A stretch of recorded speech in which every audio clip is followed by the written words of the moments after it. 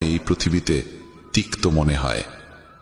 কারো প্রতি অহংকার করো না, সবাইকে আপন করে মিশে থাকো, সে তোমার আত্মীয় হোক কিংবা বন্ধু। আঘাত শুধু শরীরে লাগলেই টের পাওয়া যায় না, আত্মায় লাগলে তার বেদনা আরো গভীর হয়, আরো তীব্র হয়।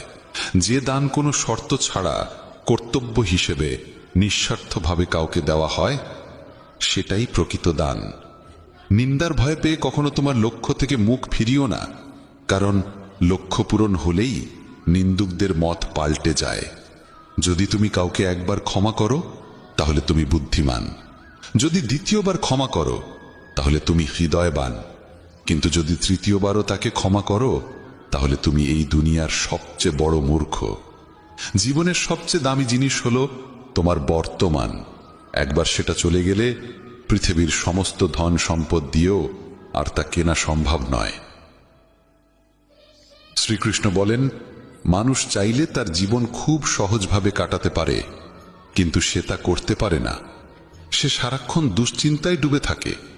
সে অতীতের কথা ভেবে কষ্ট পায়, সে মৃত্যুকে ভয় পায়। সে জীবনে যেমন ঠিকঠাকভাবে বাঁচতে পারে না, মৃত্যুকেও ঠিকভাবে গ্রহণ করতে পারে না। শ্রীকৃষ্ণ বলেন, তোমার অতীত আমি পাল্টাতে পারি না, কিন্তু তোমার বর্তমান যদি তুমি সৎভাবে বাঁচো তাহলে তোমার ভবিষ্যৎ আমি নিশ্চিতভাবে উজ্জ্বল করে তুলব। ঈশ্বরের কাছে কিছু চেয়ে না পেলে অভিমান করো না, কারণ ঈশ্বর কখনো সেটা দেন না যা তোমার কাছে ভালো লাগে।